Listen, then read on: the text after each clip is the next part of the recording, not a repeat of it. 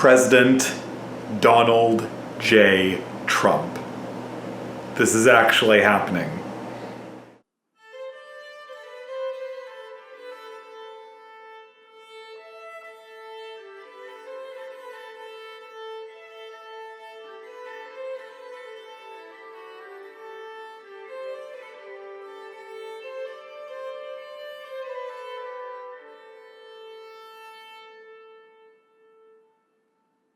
So I wanted to do another one of these response videos face-to-face to respond to some general questions that watchers and listeners had, as well as interactions that I've had with other YouTubers in the last month. And I thought this would be a good time as any to really just pour forth my thoughts on really the elephant in the room, namely that Donald Trump is the next president of the United States. I was totally wrong in my prediction. I thought that I'd be giving a little Hillary speech about how we can resist the progressive ascendancy that will dominate the country for the next 10 years, but instead, I really don't have any concept of what's going to happen. I think probably the first thing we might want to ask ourselves is, why did everybody get this election so wrong? I think that this has to do with a variety of different things. I know why I got it wrong, and I think the first response is, and this I know sounds very hubristic, and that is really, I don't think I did get it wrong in the general sense. I definitely think that the correct model for the amount of information we had did have Hillary as the more likely of the two candidates. I think the accurate prediction was to give Trump a 30% probability of winning.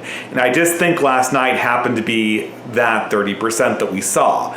I think models that showed Hillary at 80%, 90% really overmodeled the amount of certainty. And I think more than anything else, an effect that they didn't take into consideration was just how much of a detriment Hillary Clinton was, how much the American people really had a deep aversion to this woman.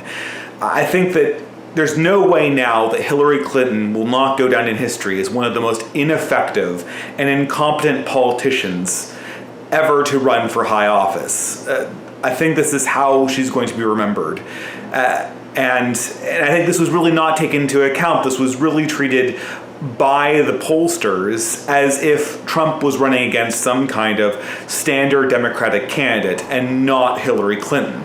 And as such, I think the aversion, the lack of interest, the lack of turnout from Hillary voters is really what manifested in this result. And and this is the nature of random models. Even if you were correct in thinking that Trump only has a 30 or 40% chance, it can happen. So I think everyone's really asking now, what's in store? What does a Trump presidency even mean?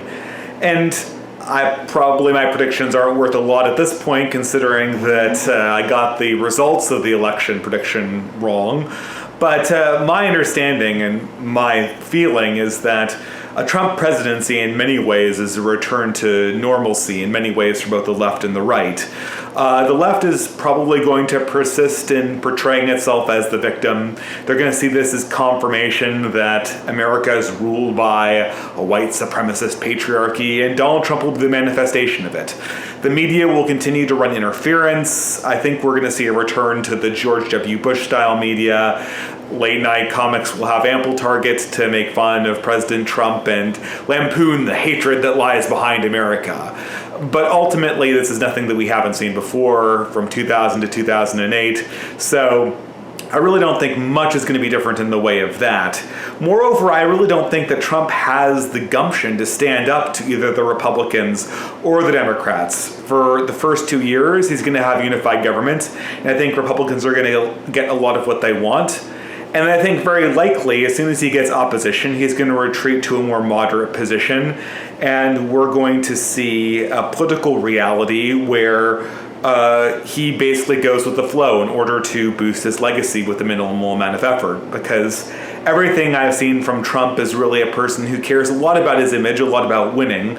But after that, really, he's a person that will take a path of least resistance as long as it augments his ego and his prestige. So you can tell I don't have the highest opinion of him, but I think that's more or less what we can expect.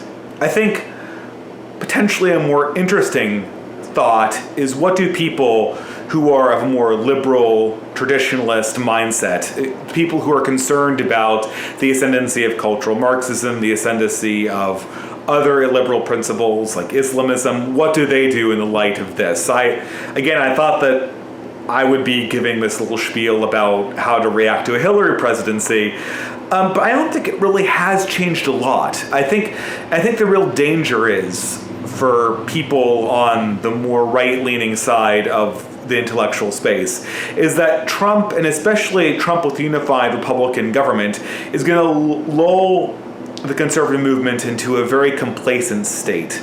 There's going to be a sense that things are getting taken care of, and there's going to be a possibility that a lot of these more radical SJW types are going to kind of pull back a little bit, and it'll feel like things are kind of returning to the center. Now, of course, any movement like this will be completely illusory. As long as progressives maintain the monopoly on social science, on education, on the media generally, this will be a tactical retreat, and every crazy idea will spring forth fully formed the second they get the presidency back, or probably even Congress. So complacency is a danger. If we care about the future of developing a long-run viable liberal perspective, or a long-run traditionalist perspective that can push back on Marxist and critical theory ideas, and needs to take advantage of this breathing room and not fall into a state of complacency.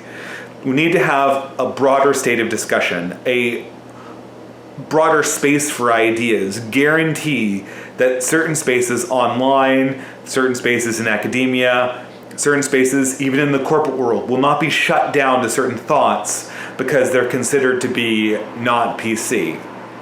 And potentially this is an opportunity to reach out to people on the more left-leaning or progressive side of even YouTube. I'm hoping to reach out to Demotivator, to Garrett, to Christy Winters. Maybe we can get into conversations. I know these people didn't want to meet prior to this election, but the situation has changed. They obviously underestimated what the country looked like, what people's opinions were. And I think discussion is a good way to resolve that. They need to come to the table. They need to have discussions. They obviously were suffering from a certain amount of epistemic closure.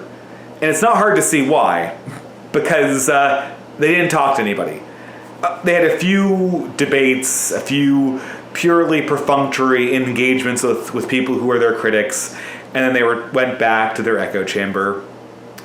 And this needs to end. If you're going to be part of any kind of conversation that people take seriously, you need to engage with your critics in some kind of environment where your ideas can be questioned. And maybe we can have a progressive wing in some kind of counter-Marxist understanding of the world, but it's going to have to begin with conversation.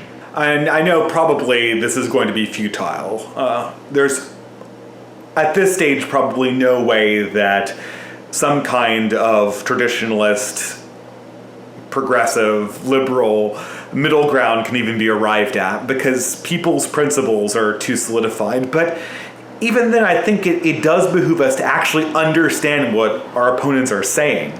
Even if I go to Christy Winters and say, your belief in this subjectivist, relativist morality is incompatible with my belief in tradition and rationalism. Even if that is the eventual result, I think it behooves the listeners on YouTube to understand where the disagreement is. So we're not always in the dark, so it's not just this innuendo, it's not just this virtue signaling, it's not just this shit posting in feminist wrecked videos, so that we actually can describe the opinions that we reject, even if we are breaking into individualistic camps that really can't have a common space for agreement. So, potentially the election of Donald Trump is a great opening of conversation. It's going to be the fulfillment of the YouTube community's potential for discussion. That's the reason why I started my channel, is for discussion. So maybe that's what we're going to get. I can be optimistic about that.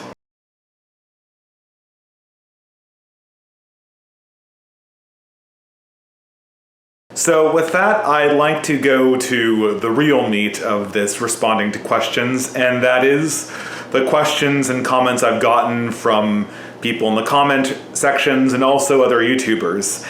And I think the first one that I really wanted to address was someone who really wanted me to take the Political Compass quiz. This is the classic libertarian, I think it was a Libertarian Party construction, where you get graded on this little Cartesian coordinate system between authoritarian left or libertarian right or libertine left and blah blah blah. And so I think everyone's taken this at various times, and there's many different versions of this quiz, and mine is right here. It should appear.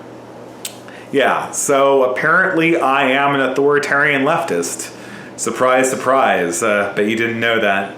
But no, I mean this is ridiculous, because the entire system is totally predicated on being able to ask very leading questions and getting responses that are sort of designed to separate people from some kind of libertarian mean. And of course, none of these questions have neutral answers. So if you need more information to answer them, or if you want to be nuanced, you're forced to make tough decisions that you couldn't possibly make. And so it's a very, very poor way of categorizing people. One of my good YouTube friends, Chroma Key, actually did a whole video on this, and I encourage you to check that one out. He does a really good job, and I've linked it below. But I think the Political Compass isn't all in all bad, because oftentimes people do this whole no labels thing. Oh, you don't label me. I just do the right thing. I think that's a little silly too. I think people do need labels to identify their belief systems. I call myself a Catholic, and it's not because I'm a perfect Catholic, or even that I don't have crises of faith or some minor heterodox beliefs. It's because it's an aspirational title. It helps people understand how I think. It's a shorthand. I don't have to go over every single belief I have. And people need these labels. So I think that it is helpful to have definitions of what things mean. I think how many times have any of the people who are broadly called in the anti-SJW community, how many times have they been frustrated by the incredibly loose definition of what it means to be a feminist? Feminism is only about equality, but then you turn your back and suddenly feminism is about white privilege and patriarchy and speaking truth to power and punching up and half a dozen of the other crackpot theories that come right out of Marxism. So, I mean, having consistent labels is valuable. I just don't think that these quizzes are necessarily a very good way to get to it. I can be honest enough to apply labels to myself. I think that I'm being honest when I tell you where I'm coming from, how I associate, and I think that's much more accurate than a political quiz. The answers are so obvious I can game them anyway, so take it for what it is. It's probably not going to get you very far. However, insofar as there are good quizzes and good ways of taking personality tests for sort of arranging yourself on a moral spectrum, I highly recommend Jonathan Haidt's book, The Righteous Mind, in which he does a very similar categorization of how people perceive moral weight, whether they weigh things on kindness, whether they prioritize liberty, whether they prioritize loyalty. And he creates a spectrum, a six-dimensional vector that expresses how you perceive morality in this way. And I think it's actually backed by empirical research, and he has very effectively been able to conduct tests to determine how people fall on this. And I think in that case, it is very helpful, and you can actually take a test to see where you fall on that too. And I'll post my results in the sidebar as long with a link. But if you're interested in these kind of tests, I would start there, because it's actually based on some quite fascinating research.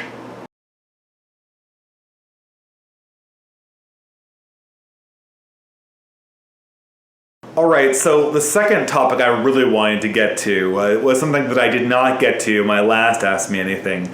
I think because I had the conversation a few days afterwards. But this broadly revolved around my conversation with Stardusk, or aka Thinking Ape. So Stardusk is what is called a MGTOW. It's a type of MRA, although probably people online will jump on me for saying that. At any rate, it's a type of extreme anti-feminist where men decide that they do not actually want to pursue lives with women and instead want to continue on pursuing their own ends in life. It's sort of like if we're a Catholic, a directed type of celibacy. I would call it a consecrated singleship, but or consecrated celibacy, but it's not. But it still has that sort of sense that this is you're hiding away from a world that's corrupt. And this MGTOW movement, I think, really became popular about 4 or 5 years ago, and it's grown into quite a community. And Stardusk is one of the largest bloggers and YouTubers in this community, and he has quite a bit of fascinating videos, and he was kind enough to have me on to discuss Sargon of Akkad in the video I did on him. But I think that's not really the interesting thing. I think I mainly just rehash my complaints about Sargon, of which I've spoken altogether too much on already. And I didn't really get to go on about MGTOW versus traditionalism, which I think probably would have been a more fascinating subject of conversation. And I may do a longer video on this, but before I was able to even think about it, Stardusk released a follow-up video largely inspired by our conversation, where he contrasted his own perspective with my more classical Christian traditionalist perspective that really sees a lot of the elements of modern feminism, a lot of the elements of the modern sexual revolution as being mistakes owing to certain elements of modernity. So I think in this last video, which actually would have made a much more interesting discussion with Stardusk, in his response video to this general perspective that I'm broadly associated with the traditionalist perspective, he really portrayed sort of this desire to return to past traditions as futile and something that really modernity would not support. Modernity is something that, and this is in some sense true, modernity is something that does not support very easily people constraining their desires, people living in communities. We are increasingly living in low trust environments, in anonymous environments where family is not really cost effective in a very, very short term sense. And so because of that, very, very few people engage in seeking long-term relationships or family or raising people in a traditionalist perspective that emphasizes these values. Now, I think a lot of what Stardust said is absolutely true. These are things that modernity makes very, very difficult. With the exception of Islam, which really solves the problem by just ignoring modernity altogether, very few communities have found effective ways at carrying on traditions where family life can really exist in the way that it was intended to when it worked very well in the early half of the 20th century and before that. And people who do attempt these lifestyles have to overcome a lot of obstacles. But whenever I hear these problems that Stardusk brings up with economics, with the development of media, with the development of modernity, and whenever I hear him saying things like, you can't go back, it's just going back to the past, it's no longer going to work, and just because the model worked in the past does not mean that it's going to work now. The question is not whether tradition works with modernity. The question is whether tradition works with reality. And we know it works with reality. It has helped the human species survive for 2 millennia. So it works with reality. It is a sustainable model. And human beings can do it, at least hypothetically. And there are examples of them doing it in very small numbers, even in the modern world.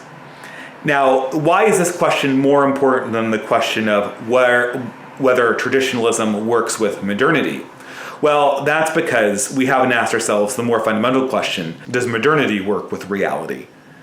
And I think the answer to that question is that modernity does not. Because modernity, the technological world that we've experienced in the last half of the 20th century and in the first part of the 21st century has not figured out how to get birth rates to a sustainable level.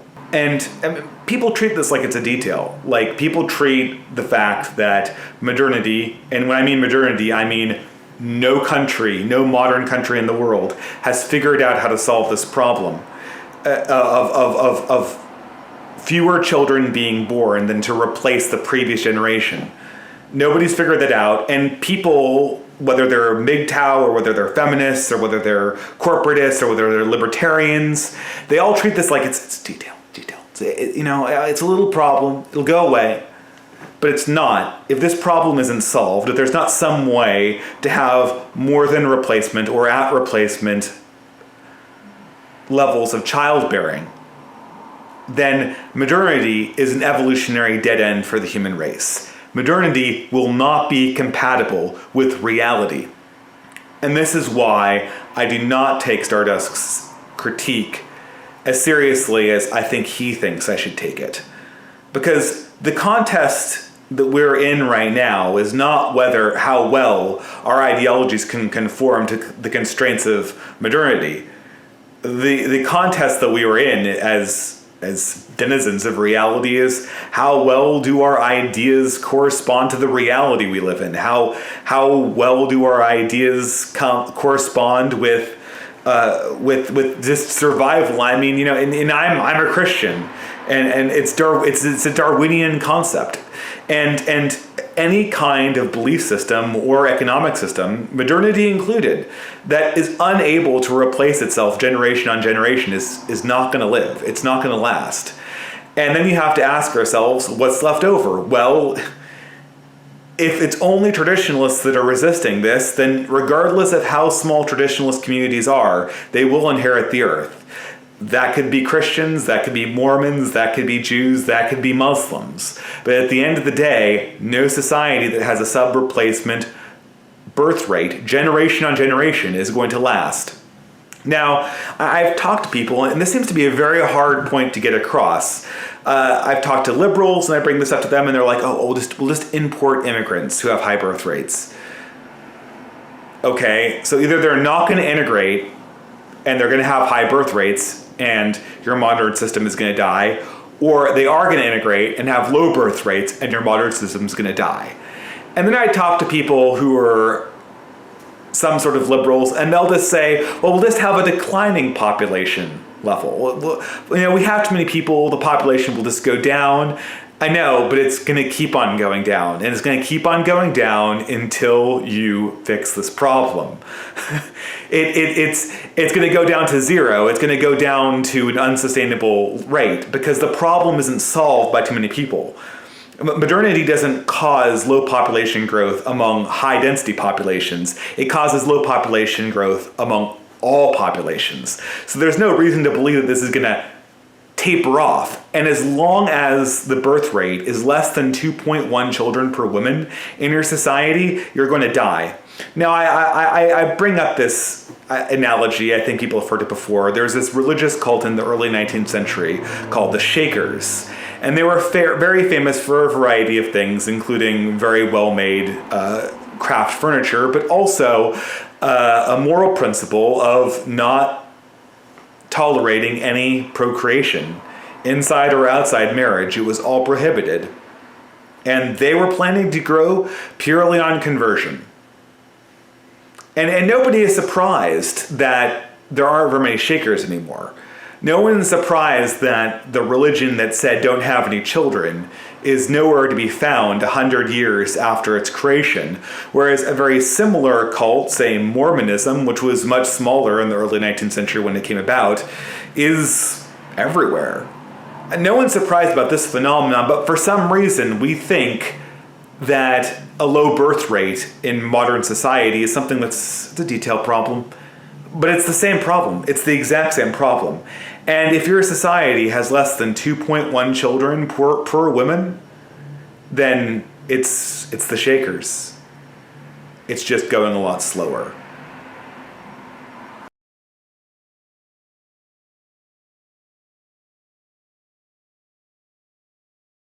All right, so the final thing I wanted to discuss on this response video, I think these things are a little short, but at the same time, I don't want to carry them out too long. I figure people will ask more questions in the comments and I'll just answer them as they come.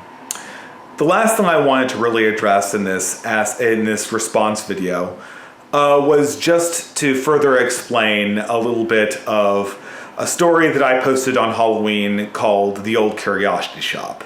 Now, this was an autobiographic story that I related concerning a childhood experience I had in a Seattle boutique shop that housed two mummies and sort of the feelings of mortality that accompanied me. And then subsequently a thought experiment where I really came to terms with the idea that metaphysical reality might actually be something that humans experienced and might have to contend with.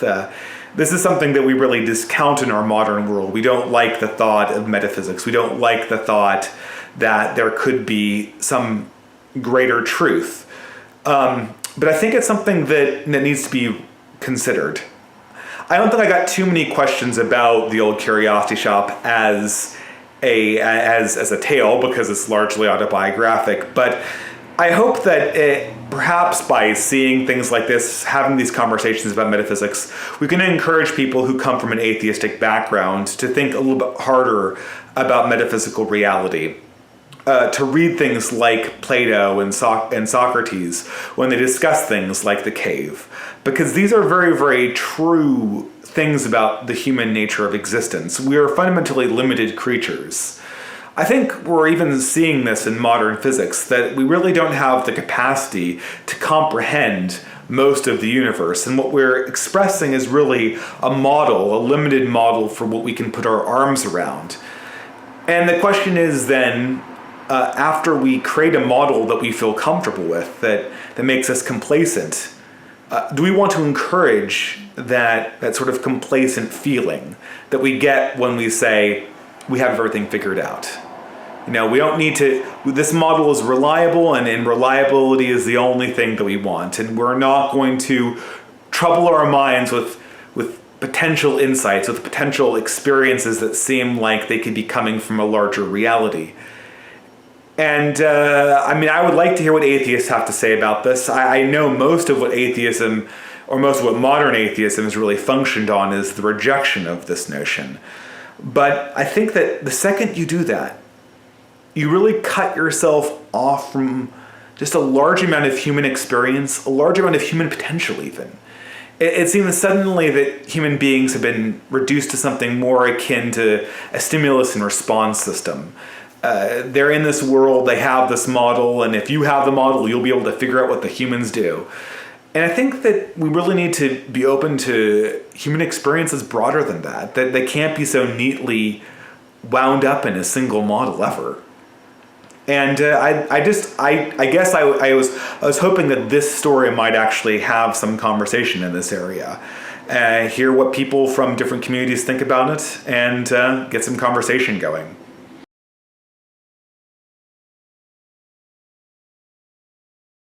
All right, so that does it for the responses. If you have any further questions, just leave them in the comments here. Message me, or if you want to chat, you can email me or see me on Skype. Just some notices for what's coming up with the Trump presidency. I think it's probably high time to kick off another analysis of the alt-right that I've been promising people. I think people want to hear my deeper thoughts on the movement that I think is really going to be becoming more and more prominent in American politics as we move further into the 21st century, and identity politics become a little bit more prominent, especially with the Trump administration. That being said, I might be doing something special for the 3,000 subscribers milestone that I'm fast approaching. I was thinking of a variety of things, potentially more lightweight, perhaps book recommendations, movie recommendations, my thoughts on pretty much anything. I'd like to have another sort of Ask Me Anything where my fans can just come on and ask me random questions, potentially a little bit less deep than the ones that I've answered in this video. But people want to ask me more philosophical questions, feel free to go ahead and do that. So you might be getting another one of these videos as well soon. And of course, in 1 month's time, we'll be having the Christmas Hangout, which again will be a much more lightweight type of affair. We won't be discussing high politics or deep philosophy. I will moderate it a lot more. It will be a lot shorter than the election Hangout. And but I would like to keep the conversations really on things that are more celebratory of tradition, things that focus on family and really actually coming together for the holidays. So with that, I hope everyone has a great November, and I will see you on the comment sections, on Skype, on Gmail, or wherever. Have a wonderful night.